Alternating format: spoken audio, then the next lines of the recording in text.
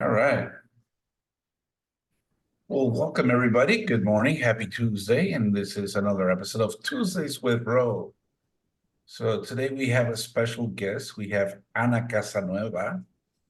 And she's, I'm going to say that she's the legal powerhouse who turned her passion for law into the dynamic Casanueva Law PLLC this year. So her journey to legal stardom reads uh, like a legal thriller, from serving as a senior VP and director of legal at Byline back to rocking the legal scene in Mexico City. With a knack for juggling corporate secrets and legal acrobatics, Anna brings her expertise to companies in need through her fractional general counsel services. Think of her as the legal superhero your growing company deserves. When she's not staying legal dragon, she wields her wisdom on the boards of Poder, Oprima, One LLC, Cristo Rey Jesuit High School, and more. She's like the Beyonce of boardrooms, I would say. So Anna's credentials could still fill a library. She holds not one, not two, but three law degrees from prestigious institutions like Universidad Iberoamericana, DePaul School of Law, and Columbia School. But we'll get to hear more about what she does. So thank you, Anna, and welcome. How are you today? Thank you, Rob. I appreciate you having me here, and very happy to share with you and the people connected. Thank you, and welcome everybody. We have, I hope it's out there somewhere on the wild world web on the internet, on Facebook somewhere. But if not, we'll be, like I said, we'll be recording this for later, and we'll be putting it on our social media as well. So, Anna, appreciate again the time and all your career. We're gonna dig right in. We're gonna start this baby, and let's start off with if you can tell us, with just your impressive career journey that's spanned across different countries and industries. How do you manage to keep your frequent flyer miles up to date and in order? Any secret tips that we should be focusing on? Yeah, so I like to travel. For work, I my career journey has spanned from Mexico City to the U.S., Chicago. Studied in New York. I lived in Dallas for a while. So it's mainly Mexico and the U.S. And yeah, I enjoy traveling, but also for pleasure. I really like to see people and to see people who live in different places, and I try to consolidate my miles. I try to travel with the same airline, but I also find like good deals. So I'm Yeah, always up for a good rate, even if it's with great, a different airline. Yeah. great. So this year it's an exciting year. So 2024, from big corporations going into your own firm, so transitioning from that senior role at Byline Bank to setting up your own Casanueva Law, that must have been quite a big leap. What motivated you to start your own firm, and what lessons from your corporate experience have you carried into your own practice? Yeah, so I have been in the corporate world for the last 20 plus years, and I really liked it. I loved working for Byline. I feel like I grew along with Byline, and I saw many projects like start from scratch. So that was an amazing experience.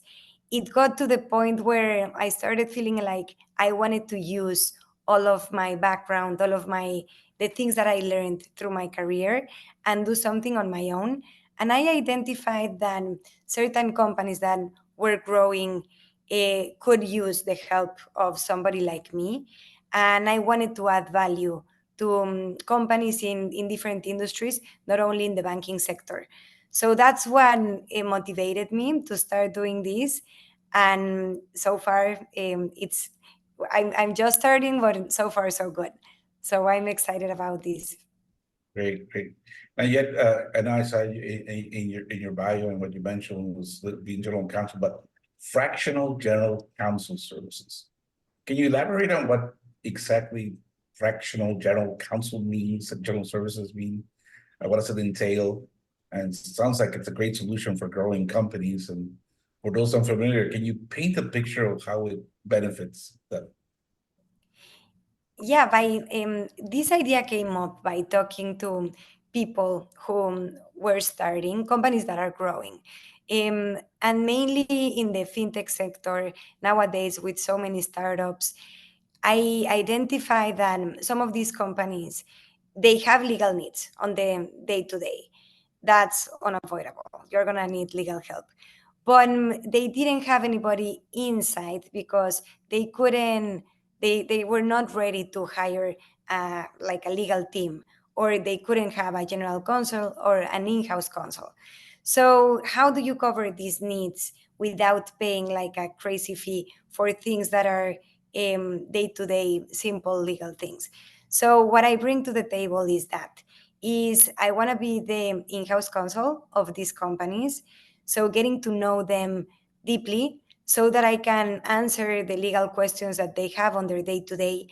And I'm not gonna, it's not a service that then I'm gonna do everything. Of course, like there are many things that need a specific expertise or technical knowledge. And then I can also provide that. I have like a lot of connections. I know the legal industry in Mexico, in the US. So whenever these companies need something more specific, I can help them find the right partner.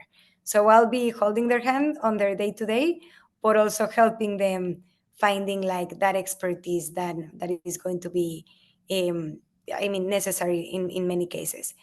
And it's interesting because they talk about like receiving a lot of comments, and without anybody internally, sometimes companies don't know how to tackle those comments or go through it. So that's where I come in. And even companies who have like a legal department, but it's small and they have additional support for certain matters, I can also help with that. And in either in Mexico or in the US. Yeah. So you're like you're more like that legal quarterback. You're gonna be knowing exactly if it's gonna be they have to go on the offense and the defense and connecting with the experts in different areas. If they're coming up with a new discovery, you might need to contact a patent attorney. Just so you know, I know somebody if you need somebody there.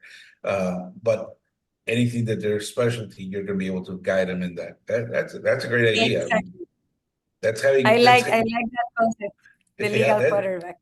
yeah, that's having a that's I mean that's really having a big legal team without having the legal team expense. So that's a great idea. Okay, good. So you mentioned working between Mexico and the U.S. So having worked both in Mexico and the U.S., what differences have you noticed in the legal landscapes of these two countries? Are there any cultural nuances that you found particularly interesting or challenging to navigate?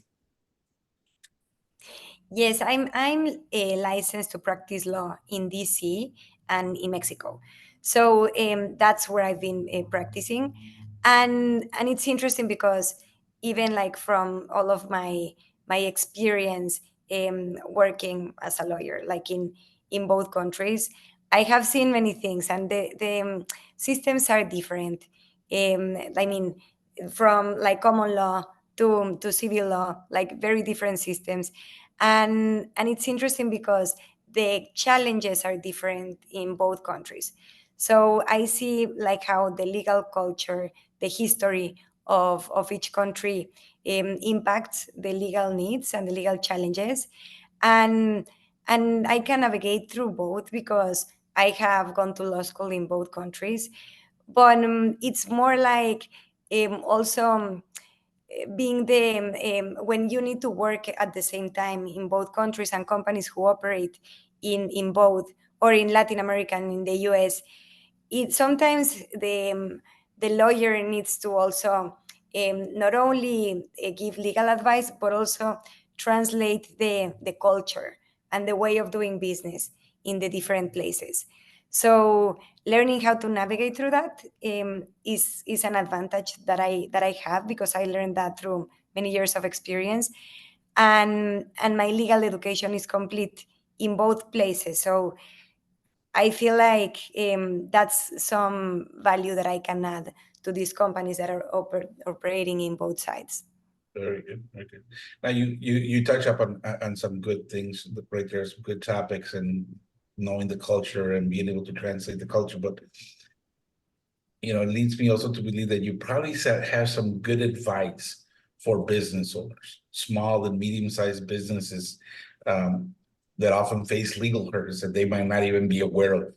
What are some common legal pitfalls that you've seen them encounter, and what advice would you give to these entrepreneurs to avoid them? Yeah, I think they should think about the legal implications since the beginning. Everything that you do from a business perspective has an impact on the legal world, and thinking about this in advance is going to get you ahead of the curve.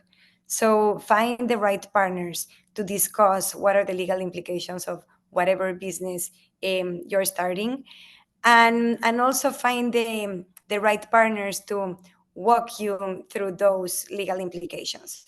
So that's something that sometimes is not easy when you start doing business in a different country where you don't know the people. So getting close to consultants, people who can recommend you a lawyer in a certain field, that's going to be important to learn how to navigate through those challenges and get ahead of them, and expect them. Because sometimes when you operate and then later you try to fix the things that were not set right since the beginning, it's going to be harder than when you plan on it. Well, speaking from experience, I think, and you mentioned it, finding the consultants, but getting to meet people that you're gonna know, like, and trust. How do you get there? My recommendation's always been make sure you have a good network. I participate in Mexico. I participate with BNI in the States as well, but also with the chambers of commerce. So it's always good to have a good network on that side. Now you mentioned, from the beginning, and I think it's like the basics when you're setting up a company. They always talk about the corporate secretary, especially on those documents in the States when it used to be just corporations, but now there's the LLC. But the role of a corporate secretary, as someone who has held that position, what are the key responsibilities of this role, and how does it contribute to the overall governance and compliance of a company? Yes, so the role of the corporate secretary, it's very important from a corporate governance perspective, and the secretary is going to be working with the board. So companies who already have a board, which it depends on the stage of the company and the size, but a company that already has a board is going to need a secretary who works directly with the board, who has good communication with the directors, and who also plays this role of being in between like communicating with the directors, making sure that they understand their obligations, and also working with the business side. So making sure that the information presented to the board is what it needs to be, and that the business side can clearly uh, reflect like the business and what they need to reflect to the board. So it's an interesting position. I enjoyed being in corporate secretary, and I think you also are very aware of best practices and the legal side of what corporate governance needs to look like depending on the size of the company. A wealth of experience so far, and again, everybody. I mean, this is, I guess, and I have other friends that are attorneys. I go legal. The legal career is not an easy one, but my hat's off to you, and especially when you all decide to go independent and you look for opportunities to work with each other. So that's great. Now, everybody, I mean, I've known Anna for a few years, and one of the things about her is her willingness to be involved in the community. We're in Chicago. I myself co-founded an organization that focused on community involvement. But talk about community involvement. How do you how do you balance all your board memberships and your professional commitments? I mean, you're involved in several boards, and I probably missed some, but you're with Poder, you're with Oprima, you're with Cristo Rey Jesuit High School. I believe you're with Rise Up. I mean, how do you do it? How do you manage your time effectively between your professional commitments and your philanthropic endeavors? Yes, and I really like to be involved in the community, and I think about like certain groups, and I like to do something for those groups. And I have had the opportunity to participate in different projects, and nowadays I try to be strategic about where I invest, how I invest my time. So right now I'm involved in um, three different projects. So one is Poder. Poder Oprima is the same. It's Poder, which is like the goal is education and helping Hispanic immigrants in the area of Chicago immerse in the community, starting by learning English. And to me, like to witness everything that this project does and how people who go through the different poder plans and like the opportunities that they have later has been amazing. So I'm really motivated about that project, and I've been part of their board for the last couple of years, and it's been great. And then I recently joined Cristo Rey, and Cristo Rey, for those people who live in the US, you might be familiar with this concept. It's a Jesuit high school, and it's also for Hispanic students and Hispanic students who might not have access to that level of education. And Cristo Rey helps them find job opportunities as interns and then getting access to this very high level education. So that one I recently joined. I've enjoyed it so far, and and I'm excited about like what else is to come there. I'm also part of the leadership council of Rise Up, and this is an initiative that started in California, but they work with local leaders all across the world, and they let the locals who know the community and who know what are the problems um, manage these different projects all around the world with the funding and with the help of Rise Up behind it. So it's a great concept and trusting the local people. So as you can see, I'm very passionate about this. I know that in social media, I'm always like sharing information about these projects, and I mean, right now I can manage because I plan on like on these three different sites and giving my time to them. But yeah, you can't be involved in too much, right? So I always want to have the initial reaction to say yes, I'll join another project, and then I'm like, no, I need to. Right now, my commitment is with those three, and that's it. Oh, definitely. I mean, I understand the spreading too thin, and I'm like you. Whenever I've been involved with the organization, it's been one personal, one for business, and one for the heart. But the heart always goes first. How can I give back to the community?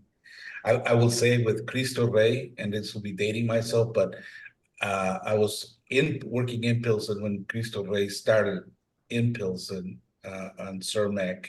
And as you mentioned, for those that don't know, Cristo Rey High School offers this program where the senior students have to work.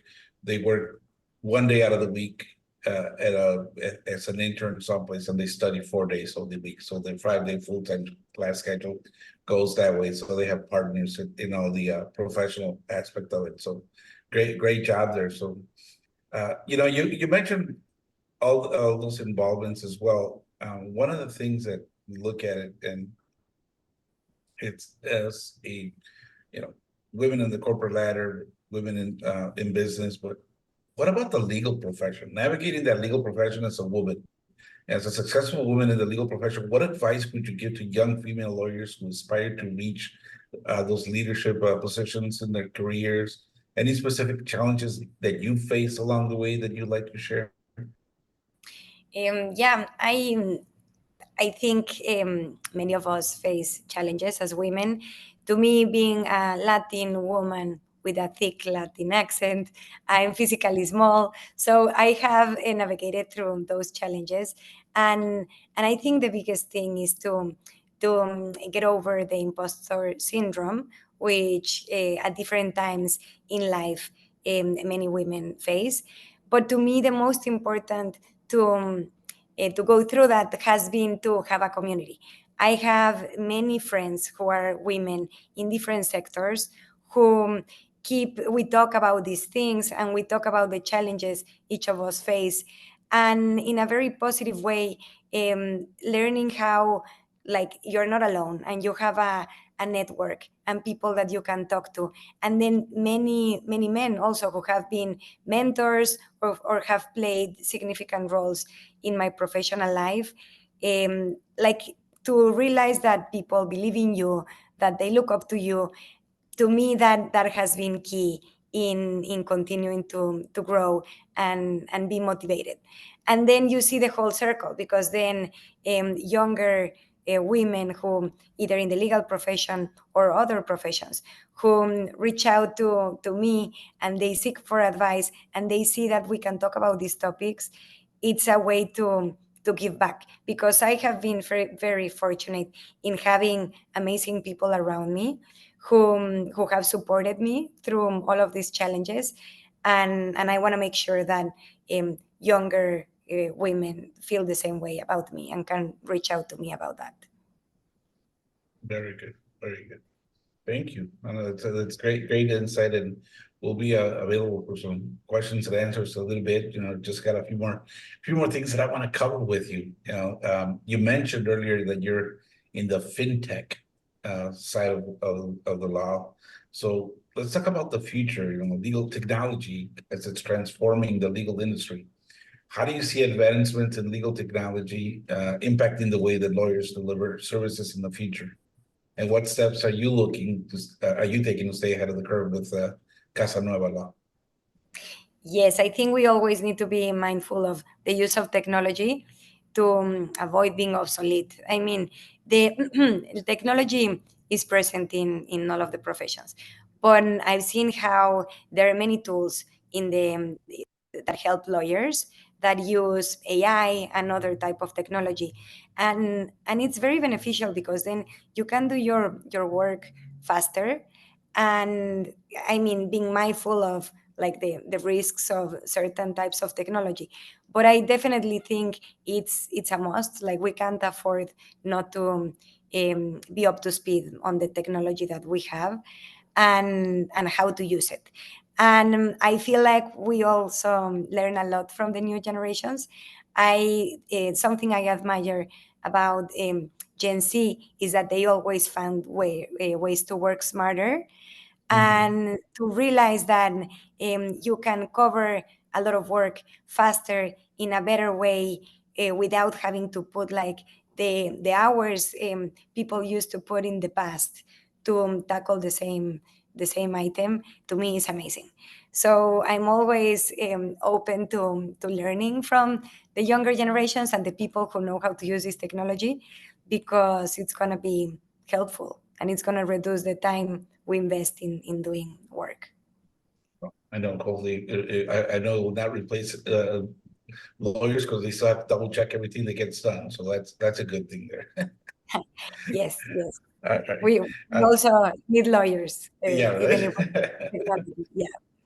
Well, I'll close up with this question, and then I'll open it up if there's anybody out there who wants to ask any questions of you or any connectivity. But can you distill some your career journey into one piece of advice?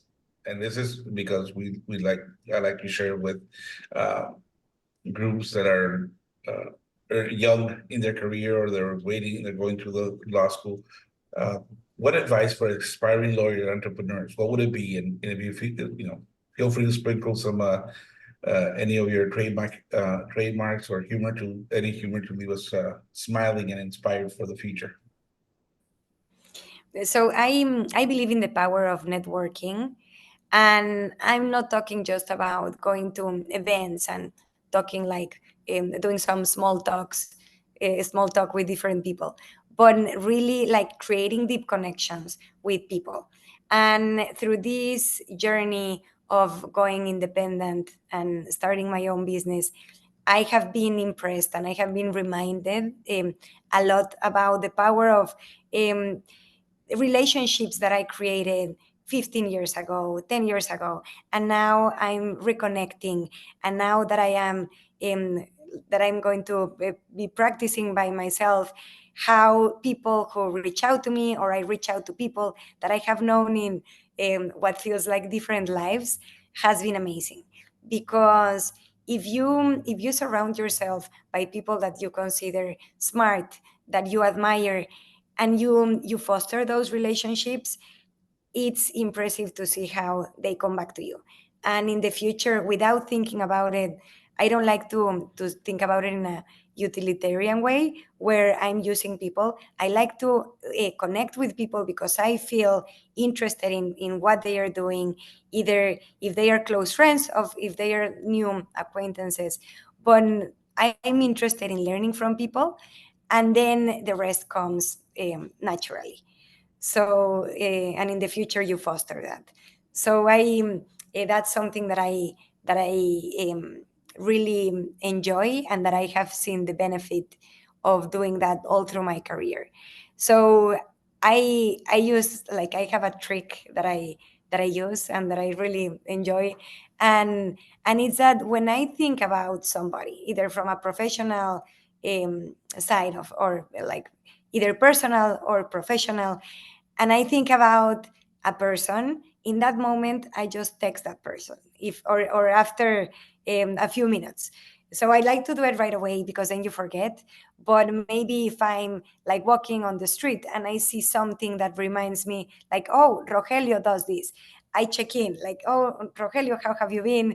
I thought about this because um, I was walking and saw a sign that remind me of what you're doing. So I realized that doing that right away has a lot of power. And then you connect with people that you wouldn't interact with on your daily basis. So that's a trick that I like to use. Definitely good idea there. I like that. And it's funny. I kind of do something similar that whenever I see a funny name or store, I'll take a picture of that and I'll send that to that person. I was like, think, just that has power. So great idea. Well, I'll open it up. If there's any questions out there, Anna is here. If you want to get to know her, um, we appreciate the time. She's in Chicago, DC lawyer with Mexican roots as well, and also in Mexico. So looking forward to that. Next week, if anybody doesn't have any questions, I'll mention that next week we are going to have Silvia Bonilla from the Illinois Hispanic Chamber of Commerce. She heads up the Small Business Development Center, so she'll be talking about putting a business plan together. As we say, if you fail to plan, you plan to fail. So you got to have that business plan together, make sure that foundation is right. We'll be doing that. Then the week after, another close friend of mine, Silvia Calamboshi, leadership coach. She'll be talking about finding that superpower in you, finding out what is your superpower. There's a nice question out there. Are you planning on starting your own legal podcast, Anna? Um, Not right now. I think there's a lot of material out there that would be interesting to discuss, but not right now. Right now, I'm very happy that Ro invited me to his Tuesdays with Ro. But yeah, maybe it's something to think about. So thank you, Marina. I'll consider it for the future. Yeah, maybe in your spare time you might be able to fit in that podcast. Doesn't take more than five Right? minutes. Yeah. Yeah. So Exactly. would you like to visit my BNI chapter? We meet on Friday mornings virtually. Ro and I are part of the same chapter, and so is Leones. So a question that I have for you, it's just based on an observation that I have had over the years of practicing law in the US. Um, as you know, because you've gone to law school in the US as well, that they the rules of ethics are a huge deal in professional responsibility, and they shove that down your throat all the time. And you attend CLE events, and there's always a component of ethics. It's a big, big deal. But my impression has been in dealing with lawyers throughout Latin America, not just Mexico, but other countries, that those rules of ethics seem to be a lot more, let's say, loose down there. And I don't know if it's part of the Latin culture type thing, but it has always bothered me in dealing with that. And I'll give you a couple of examples. When I used to be in-house and seeking in Mexico, as a matter of fact, seeking new counsel for our intellectual property and talking to a big law firm down there. And everything was going well until I said, well, do you represent any of our competitors? And as it turns out, they did represent one of our biggest competitors. And the guy says, but don't worry. Whenever we work on your matters, we'll keep your best interests at heart. And when we work on their matters, we'll keep theirs. And I said, no, that's a no-no. You just can't do that. Or other law firms down there saying, yeah, I will charge you this for one of your clients, but I will give you a fake invoice showing a larger amount so you can bill them that amount. And I said, absolutely not. I cannot do that. It's unethical, et cetera. So I just wanted, since you have practice in both places, I wanted to know if you have a similar observation or if my experience has been unique in that regard. And Yeah. thank you. Yeah, I mean, I haven't had like those situations dealing with Latin America, like the ones you're mentioning, but I definitely agree in that here in the US, you have like the ethics regulations around law are very strong, and you learn them and you understand them, and you have to sign a waiver when you have a conflict of interest. And I mean, not for competitors itself, but for when you're representing, like you can't be in the middle of two sides of the same deal. So you're very mindful of the conflict of interest, and on you need to sign engagement letters that detail very clearly how much you're going to charge, how you're going to bill time. So we are educated that way in the US. And I think that in other countries, you need to rely on the law firm and the lawyer and the ethics of that person and how they operate, because it's more like whether that law firm is doing things according to, like, under an ethical standard. But here it's required. So you can't afford not to do it that way, because then you lose your license, right? So I agree with you. It's different because that requirement, it's not like in the US when you operate in a Latin country. So you really need to find partners whom you trust and who are ethical and who are doing things correctly. Thank you. I'm glad I'm not alone then. I'm glad it's not something that I imagined. No, I don't think you're alone in that area. Another question here, from Ganes, so when starting a small business, it's always difficult to know when to consult a lawyer. Is there a specific step, like drawing up a contract, or one should contact your team, or should this be a pre-start? Should there be a pre-start startup discussion? When is that time that you contact the attorney? What do you think? Yeah, I think the earlier you involved legal help, it's going to be easier to navigate through that.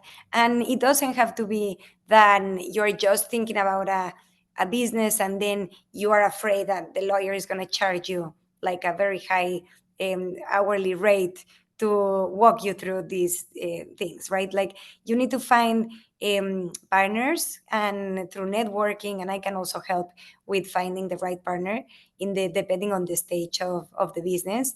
But finding the right partner who can give you like a few pieces of advice of, okay, if you're thinking through this, don't forget to consider this, or like the legal implications of this type of business, or when you are entering into an agreement that is going to be very important for your business, definitely get the help of a lawyer who can look through it, protect your interests, and tell you like what do you need to focus on, because you might not know that or you might not, like sometimes legal documents seem very complicated and they are not, or sometimes they seem easy, but they include certain clauses that are going to be harmful for your business. So I would recommend that you involve lawyers like all along the way, and it doesn't have to be complicated.